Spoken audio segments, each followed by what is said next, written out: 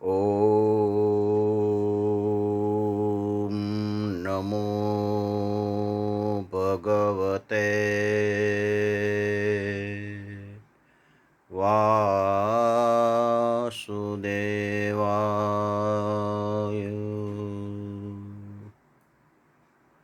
श्रीमद् भागवत।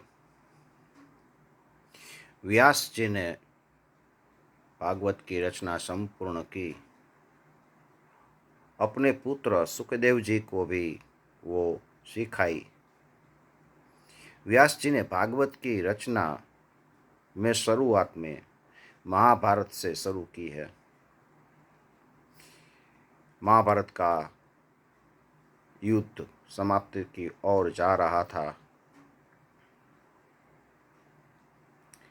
कौरव और पांडवों के अनेक महारथी योद्धाओं वीर गति को प्राप्त हो चुके थे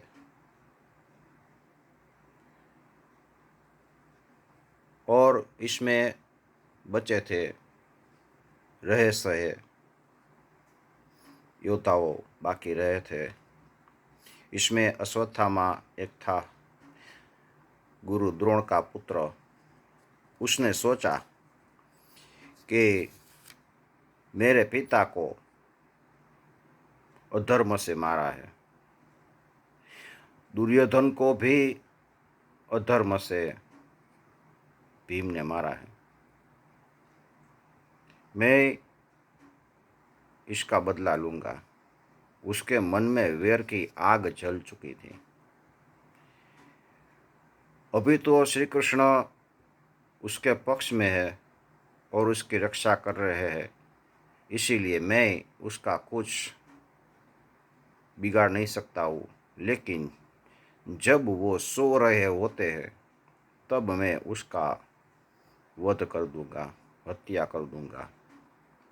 देखो, ये वैर की आग है ना, वो बहुत खतरनाक होती है। मनुष्य को 7 जन्म तक वैर की आग बुझती नहीं है। एक बार पांडवों के छावनी में पांडवों जब सोने जा रहे थे, कृष्ण आए। अश्वत्थामा ने ऐसा सोचा था कि मैं उसको सोते हुए ही मार दूं। राम राखे उसको कौन चाखे। कृष्ण आए और सभी पांडवों को बताया कि मेरे साथ चलो।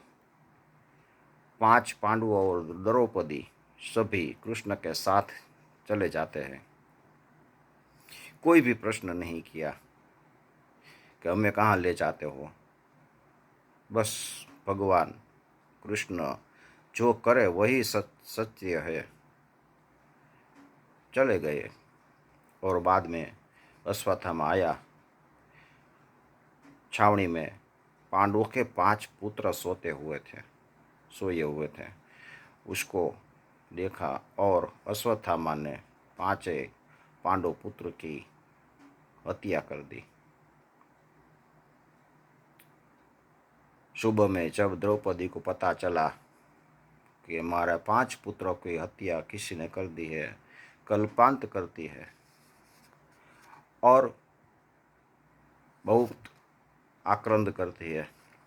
अर्जुन ने कहा कि मैं इसके हत्यारे को ढूंढ निकालूंगा। कृष्ण सारथी बने।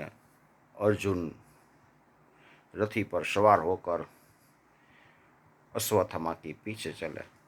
अश्वत्थामा भागता भागता ब्रह्मास्त्र छोड़ता है। वो ब्रह्मास्त्र छोड़ सकता था और उसको वापस लाने की विद्या उसको नहीं आती थी। प्रलय होने वाला था। कृष्ण ने अर्जुन को बताया कि यह ब्रह्मास्त्र छोड़ सकता है, वापिस वारने की उसमें ताकत नहीं है। तू ब्रह्मास्त्र छोड़ और ब्रह्मास्त्र को ब्रह्मास्त्र से शांत कर। अर्जुन ने ब्रह्मास्त्र छोड़ा और ब्रह्मास्त्र को शांत किया। अश्वत्थामा को पकड़कर ले आते हैं, द्रौपदी के सामने रखा। द्रौपदी निर्णय करेगी कि इसका क्या करे। द्रौपदी अश्वत्थामा को देखती है, इसने तुम्हारा बालकों का वध किया है। कृष्ण ने अर्जुन को कहा कि ये आतताई है, उसको मार दो। आतताई का हत्या करने में कोई पाप नहीं लगता, मैंने गीता में ही कहा है। इस तरह कृष्ण अर्जुन की परीक्षा करना चाहता था कि अर्जुन क्या करता है। द्रौपदी सोचती है ये तो गुरुपुत्र है, गुरुपुत्र का कभी भी हत्या नहीं हो सकती, गुरुपुत्र गुरु ही जैसा होता है। वो द्रौपदी कहती है वाम स्वभावा कृपया न नाम च, ये तो ब्राह्मण है और हमारा गुरु का पुत्र है, वंदनीय है। वो गुरुपुत्र को नमन करती है। हृदय में करुणा का भाव आ गया है। व्यास जी ने द्रौपदी को रचकर बहुत अच्छा किया। द्रौपदी कहती है इसको मारो मत, इसको छोड़ दो। मैं तो अपने पुत्रों की हत्या देखकर मैं रड़ती हूँ, लेकिन इसकी माँ गौतमी है ना, वो तो अपने पति को भी खो दिए है और बाद में इस अश्वत्थामा को खो देने से वो बहुत रड़ेगी। मारोदिष्य जननी गौतमी पति देवता, यथाहमृतवत्सातां रोदिम्यश्रुमुखी मुहुः। इसकी माँ गौतमी वो भी अपने पुत्रों के दुख में रड़े नहीं, ऐसा करो, इसको मारो मत, इसको छोड़ दो। नकुल, सहदेव, युधिष्ठिर सभी ने कहा कि इसको मारना नहीं चाहिए। भीम तो कहते थे कि इसको मार ही देना चाहिए, हमारे पुत्रों की हत्या कर दी है, उसको जिंदा नहीं छोड़ना चाहिए। कृष्ण ने कहा कि अर्जुन ऐसा करो, वो मरे भी नहीं और जिए भी नहीं। कृष्ण की बात अर्जुन समझ लेता है। अश्वत्थामा के माथे की मणि है ना, वो निकाल लेता है। अश्वत्थामा का अपमान हो गया और माथे का बाल का मुंडन करके उसको छोड़ देता है। अश्वत्थामा अपमानित अवस्था में चला जाता है, लेकिन अपमान का उसे बदला लेना गंभीरता से सोच लिया।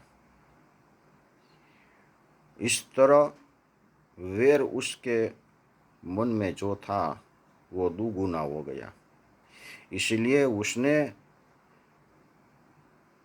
अर्जुन का पुत्र जो था, उसकी पत्नी अभिमन्यु की पत्नी उत्तरा के गर्भ पर, उत्तरा गर्भवती थी, उसके गर्भ पर ब्रह्मास्त्र छोड़ा और उत्तरा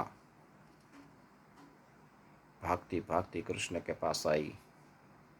द्रौपदी ने बताया था कि तुम्हारे ऊपर जब भी कोई विपत्ति आए तब कृष्ण का शरण लेना। उत्तरा कृष्ण के पास आती है, कृष्ण का शरण लेकर कहती है कि मुझे बचाओ, मेरा गर्भ का रक्षा कीजिए। भगवान ने अपने दिव्य स्वरूप से सूक्ष्म स्वरूप धारण कर उत्तरा के गर्भ में प्रवेश किया और उत्तरा का गर्भ का रक्षा की। और परीक्षित वो जो होने वाला था उसकी रक्षा स्वयं भगवान ने की। द्रौपदी ने बताया था, हम जब वन में थे, हमारे पर विपत्ति आई, तब मैंने कृष्ण को याद किया था और कृष्ण ने ही हमारी रक्षा की थी। भरी सभा में पांडवों जब सब कुछ जुगार में हार गए और दुशासन मेरा वस्त्र हरण कर रहा था, मैंने कृष्ण को याद किया। कृष्ण ने मेरी लाज की रक्षा की। लाक्षागृह में जब हम संकट में आए, मैंने कृष्ण को याद किया। कृष्ण ने हमारी रक्षा की थी। इस तरह, और वन में जब हम थे तब हम वन में गुजर रहे थे। एक बार भोजन करके अक्षय पात्र मैंने धोकर साफ करके रख दिया था उल्टा करके, और दुर्वासा ऋषि दुर्योधन के प्रेरे हुए हमारे पास आए हजारों शिष्य लेकर और भोजन की मांग की। लेकिन अब क्या होगा? अक्षय पात्र तो साफ करके रख दिया है। मैंने कृष्ण को याद किया। कृष्ण वहाँ आए और कहते थे कि कृष्णा, कृष्णा द्रौपदी का दूसरा नाम है। कृष्णा, मुझे भूख लगी है। द्रौपदी कहती है कि अक्षय पात्र को मैंने साफ करके रख दिया है, अब ये दुर्वासा ऋषि और उसके शिष्य सभी आए हैं, मैं क्या करूं? अरे तुम अक्षय पात्र को लेकर तो आओ। अक्षय पात्र लेकर आई और कृष्ण को दिया। कृष्ण ने वो पात्र की भीतर देखा तो एक भाजी का पान चोटा हुआ था। कृष्ण ने वो भाजी का पान खाया और सभी जगत के जितने जीव थे वो तृप्त हो गए। दुर्वासा ऋषि और उसके शिष्य सभी तृप्त हो गए और चले गए वहाँ से। द्रौपदी ने बताया था कि इस तरह संकट में हमारी रक्षा करने वाला श्री कृष्ण ही है। श्री कृष्ण अंतर्यामी है। जब हम पुकारते हैं तब वो आ जाते हैं। इस तरह उत्तरा ने भी कृष्ण को याद किया। कृष्ण ने उसके गर्भ की रक्षा की। बोलिए कृष्ण कन्हैया लाल की जय। श्री कृष्ण गोविंद हरे मुरारी, हे नाथ नारायण वासुदेव।